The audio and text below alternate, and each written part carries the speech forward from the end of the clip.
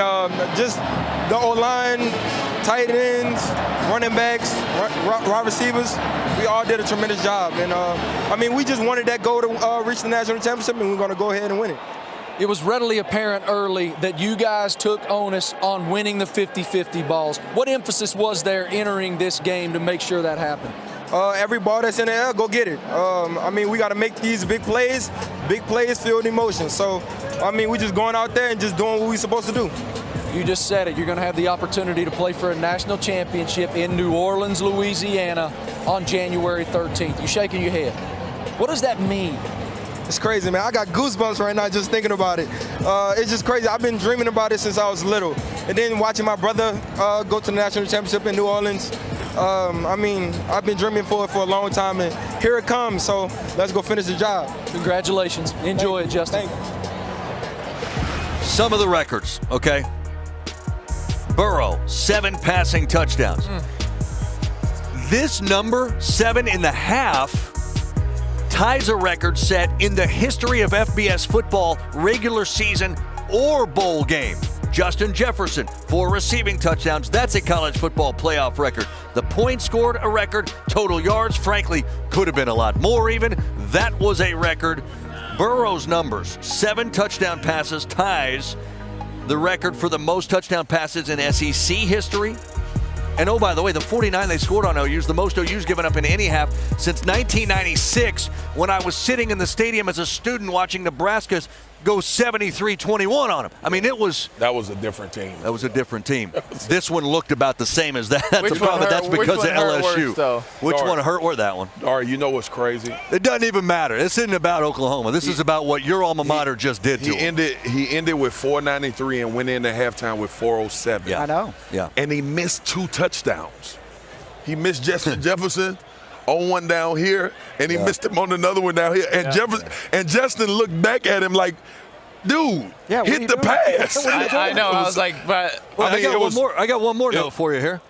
He becomes the first quarterback in the history of the league with a 5,000-plus passing yard and 300-plus rushing yard season. I mean, dude. What else can he do? Win a national championship, I suppose. And That's it. in your home state. Sorry about it. Yeah. Right. Ain't sorry. I mean, look, man, the dude he in his zone, man. Hey, you know what he did, though? You know what he did? What did he do? Everything. He saw, everything was right. But he saw where the mismatches were before the ball was ever snapped.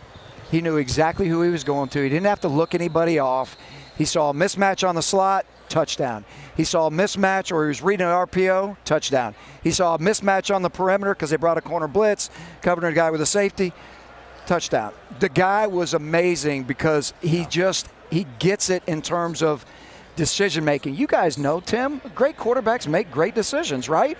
And look, yes, they're accurate, but they got to make the decision before they're accurate, and he was lights out in all of those. I'll say this, too. From I've got 10 family members here that are all Oklahoma fans, and they were texting me, look, it stinks that Oklahoma's getting drilled, but we are enjoying watching Joe Burrow. Yeah. And every college football fan should enjoy watching what he has done today and all season long. I hope people feel like that. They do, I think. What he's doing it's really, really special. And you don't see it all the time. His connection with his receivers and his OCs and even his running backs, his offensive line, being able to play at that level, such a high level for an entire season, it's been done without a bad game. Maybe a handful of times. Without a bad game. And let me say this. When I look at this wide receiver group, and I know Alabama had some phenomenal ones, Florida had some phenomenal ones, any guy on any given day can beat your eyes out. Hey, Justin Jefferson was not, he wasn't their leading receiver, He wasn't guys. the feature. He wasn't the feature guy. But you know what? Chase. If he's not on the day, and let's say Javon's not, Chase is not. Lamar, yep. All of a sudden, you got Terrace Marshall. You got Terrace Marshall out there. Terrace Marshall was a leading joke. in touchdowns before he was injured. He had 7 touchdowns the first 4 games of the season. He was the leading receiver. He came into this season. They thought he was going to be the guy. Yes. I mean, it was.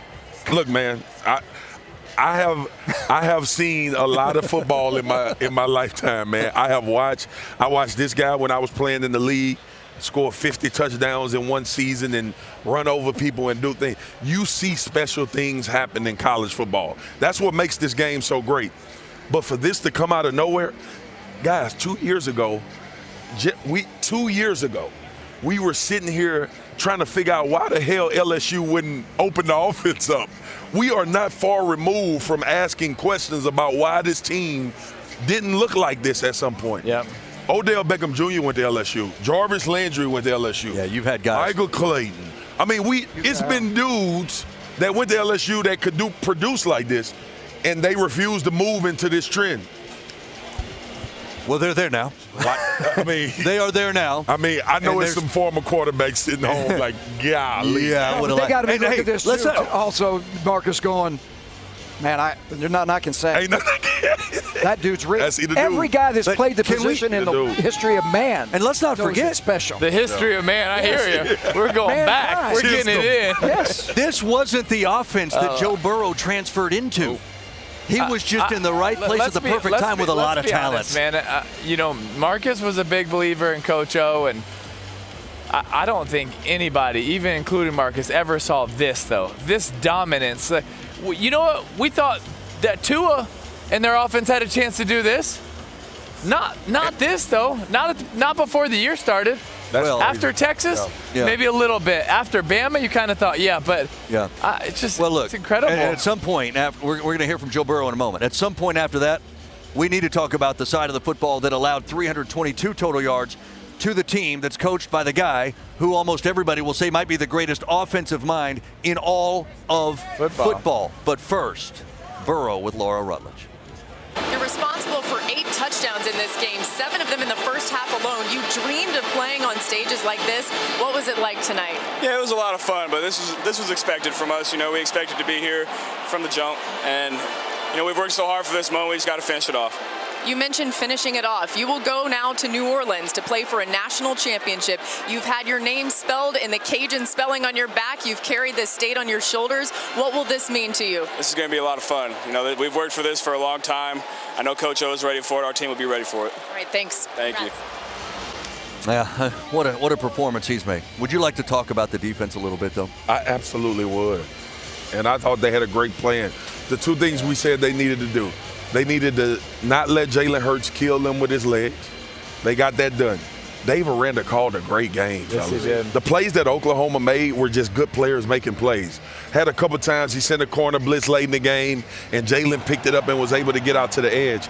But for the most part, man, this front seven and this defensive line, and I'm going to tell you something, number 18, Calebon Chason, had him a day. Yes. He forced a lot of plays, forced a lot of pressure.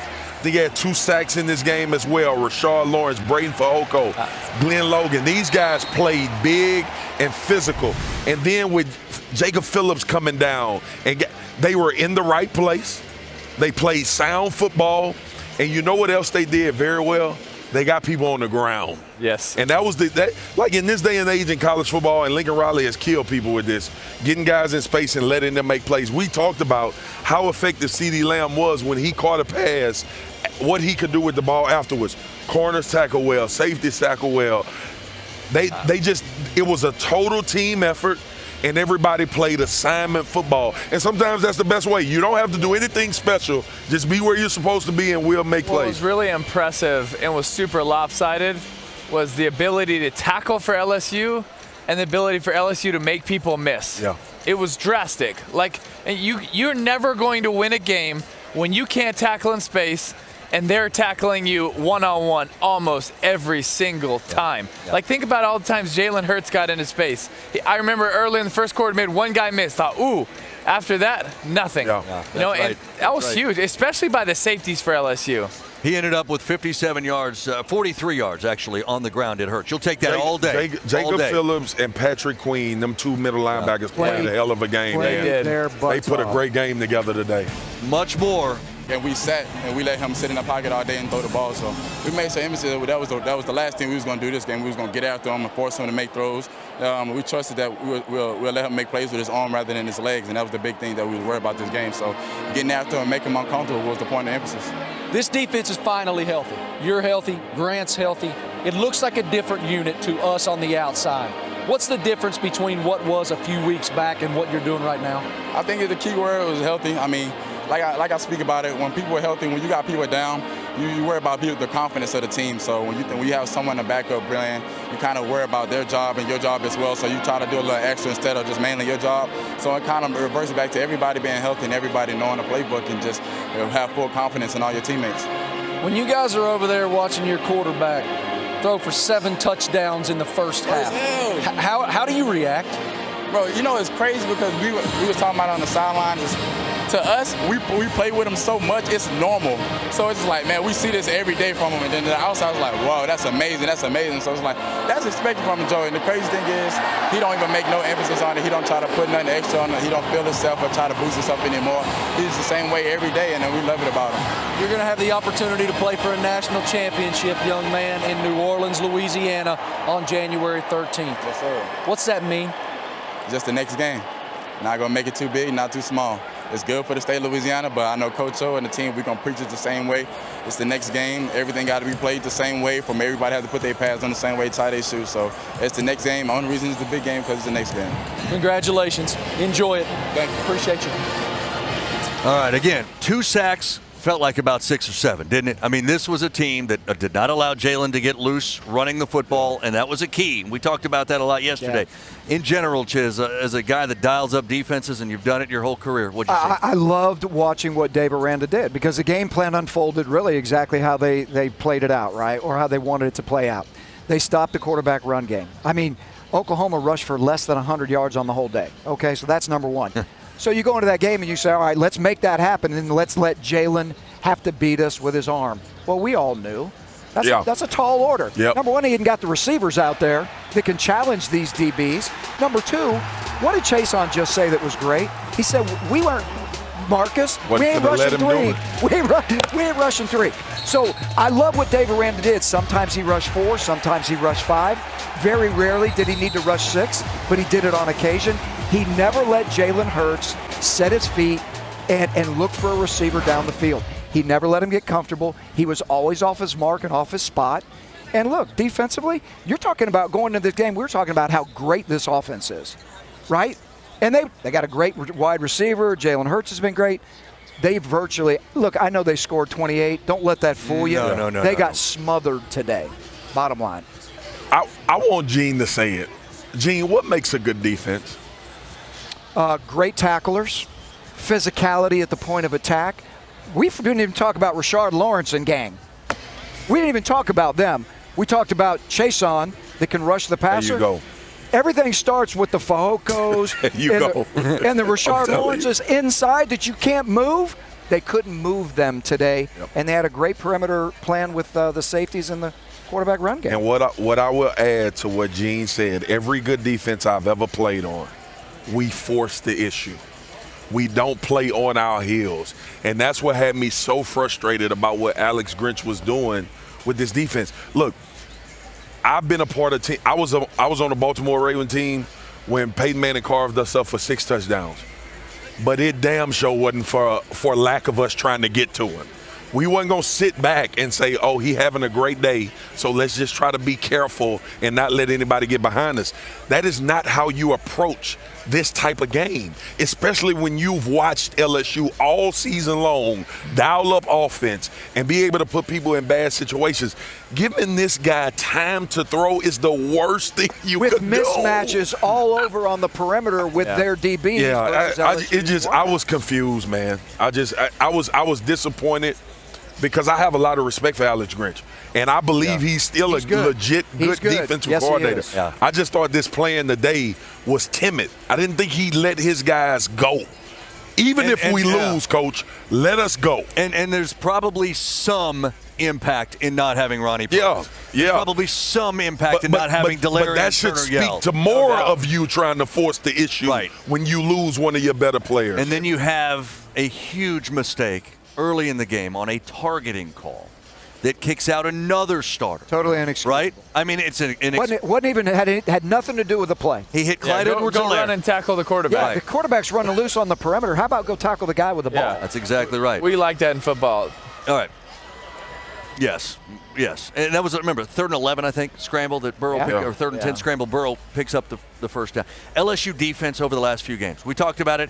The committee talked about it. Heck, that's why they dropped him behind Ohio State for a brief time. We have some concerns about them on the defensive side. Yeah. They addressed it at Media Day. They said, look, that made an impact on us. We didn't like to hear that. Yeah. What have you seen? What's the biggest difference in the last 3 to 4 ball games? One of the things they weren't doing, what Gene talked about, wasn't tackling well earlier in the season. A lot of guys were making a lot of plays after the catch. Tim and I was on Nation. I forget what week it was, Tim, but we talked about it. And a little bit of the LSU defense was skewed because in the first half of like 5 or 6 games, they had only given up 26 points. I think it was something like that. Yeah. So we were looking at these numbers, and then when John Rice Plumlee went off for like 220 and scored, everybody was like, oh my goodness. They were up by 40. So a part of it was their mentality, and I know Dave Aranda addressed that. I put some calls in. I was asking guys like, what is the personality of this defense? We got guys relaxing because we up 4 touchdowns. So they went and addressed that, and a lot of these guys, I remember Jacoby Stevens came out and said, we're not playing up to the standard that LSU defense plays. And ever since then, they turned the corner. But it was something tangible that they needed to do from a schematic standpoint and also making tackles. But it also was a mentality. Yeah. And I think that's what changed the most. I hear all that, and I totally get it. But that mentality and getting everybody healthy, there is an absolute change in this defense. Yeah. There's a sense of urgency that we didn't see earlier in the year. And today, they were flying around. They were a lot closer to the LSU defenses of old. And I also agree with you, Coach, that it was starting up front because Oklahoma could not move the interior guys of LSU. And when you can't do that, it throws off any gap scheme you want to run. If we can't pull and come around, if we can't down, and around, we have nothing in gap scheme. Now we got to go back to our zone scheme. So it took out a lot of their game plan. And let me say this, too. To me, in a very weird kind of way, I think the best thing that ever happened to this LSU defense was when they got track meted, road graded by Ole Miss. Mm-hmm. I'm going to tell you, that was the best thing, and I've seen it happen in championship seasons where something like that happens to an offense or defense, and it's a wake-up call. Yes, they were beat up and banged up. I get that. But their tackling was bad. Yeah. Their angles were bad. They weren't fit. All the things you said. Yeah. What do we got to be good at? You got to be good at the point of attack, and you got to be good at tackling. And it did. It had a relaxed look. Because I'm going to tell you something. When they lined up against A&M and beat them 50-7, 100% different. That did not look like the same defense, man. Anywhere along the front. Did you hear Edo? Yeah, I think it was Friday at his news conference. So we were caught off guard by Plumlee. We were caught off guard by the speed. He caught a lot of people off guard, though. He did, but they weren't going to be caught off guard again by anything or anybody. And that game probably played into how they approached this one. Yeah, as well. Right, no doubt. All right, dominant. I mean, absolutely dominant. They'll have a chance now to go to New Orleans and play for a national championship. Their first since 2007. Okay. The defensive side. Let's go back to offense for a minute. The big question was what? Clyde Edwards-Helaire. Yeah. Right? We all kind of, I don't want to speak for you guys. Chiz and I kind of rolled our eyes every time we heard them say, yeah, we think he's going to play. And he didn't play much. But he did play. And he put his head down. And he got a couple of tough carries out there. And ran over a safety, and he ran over a safety. Encouraged that. Come on, little buddy. Have a good day, sir. You know what I'm pumped about this dude? He's going to play in the national championship. That's exactly right. He's going to be healthy. Yeah. At least the hardest hit he took. He's going to be 100%, but he might be 80 or 85. What was the hardest hit he took? It wasn't even that. It was the targeting. It was the targeting call. Exactly. Look, he'll be fine for the championship. LSU training staff, offensive staff could not be happier that they didn't need to push Clyde Edwards-Helaire today. Chris Curry did a phenomenal job at the running back spot. We talked about protection, even though they didn't blitz enough to see if he could pick it up. Gene, I'm not going to let it go, all right? But you mean they didn't blitz enough? They didn't blitz at all. I know. Three-man rush. He's going back to three-man rush. He can't get over. Curry ran the ball hard. They were able to get Davis Price in. They were able to get John Emery in. And the one thing that showed in this game was that you had a back that was capable of carrying the load for a large majority of the game. And I think that's a plus. Because I'm going to tell you something, dog. Them some different animals they going to be staring down Yes, they are. in 2 weeks. Yes, they are. And you need to find out who you bring into that game minus your guy, your main guy that you had all season long to make plays. Curry was in the right place when Joe needed to check it down. He picked up some protections when they did bring some guys. So I think they have to be elated with the production that they got out of him. For sure, minus Clyde Edwards-Helaire. They found somebody else. I mean, a little unintended benefit of this. You know what? But a young freshman, by the end of the year, you're not a freshman anymore. True. This is your time where it's like, no, I'm kind of in year 2, right? Yeah. This is bonus time for me. I got an SEC championship. I got a couple more weeks of practice. I'm not wide-eyed anymore. I'm ready to go. Well, how about this, though? We all talked about Ty Davis-Price and John Emery, right? Nobody said, well, Chris Curry's going to be a factor in this game. Well, we thought all 3 of them would play. Right. I didn't hear his name half as much as I heard those other 2. To your From point, Edo said all 3. said all 3. But to your point, Dory, I think they were who's going to be hot. Yeah, like he was hot. When we put him out there, if he started and played well, why would we put the other 2 guys in? Right. I think that was the thought going into the game. Let's go back to Clyde 1 second. Can I say, let me tell you what else him playing in this game did. It made a statement in that locker room to these younger dudes. Guess what, guys? I don't care how hurt I am. I'm getting me a piece of this. I'm getting some. Like, you can't keep me off the field. Like, more than likely, they would have never played him if they thought there was a chance that it was. But you know what? It was questionable now. Yeah. And you know, and Edo said Friday in the press, I'm going to talk to him before the game. I'm going to see how he feels. And he trusted him. I guarantee you those guys in the locker room were like, dude, man, this guy couldn't even walk 7 days ago, and he's out there playing? The other day I was at practice. I went back there. My back was hurting, so I had to go get some treatment from Jack Marucci. Clyde Edwards-Helaire was literally begging them to play. I mean, they begged everybody. It was a whole conglomeration of people back there, and he was begging them, telling them. And the whole conversation was, hey, man, this is a hamstring. We got to be careful.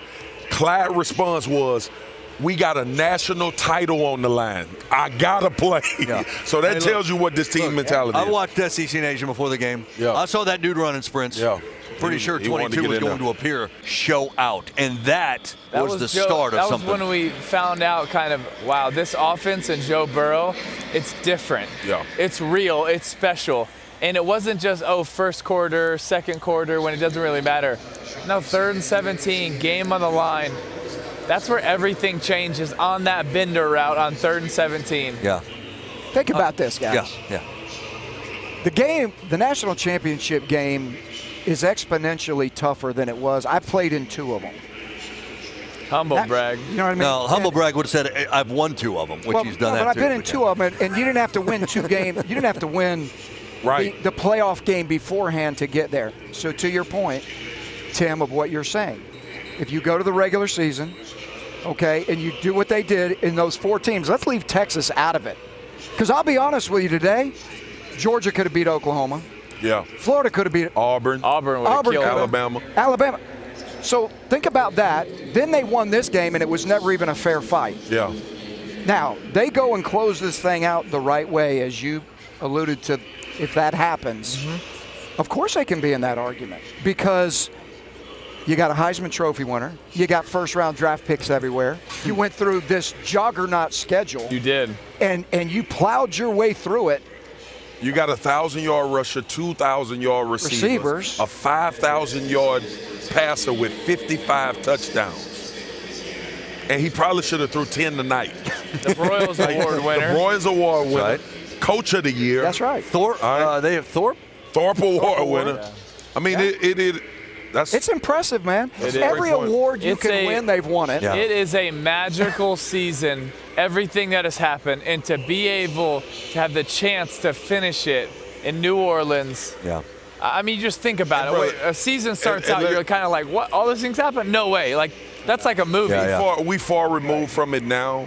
But, dude, nobody went in Brandon in 1 game. I know. Like, Very rarely do Disney movies ever end this happy, okay? That's what I'm saying. Like, that Disney element movies are happy, on like they're the season best. as well. Very rarely do Disney movies ever end this good. Yeah, but there's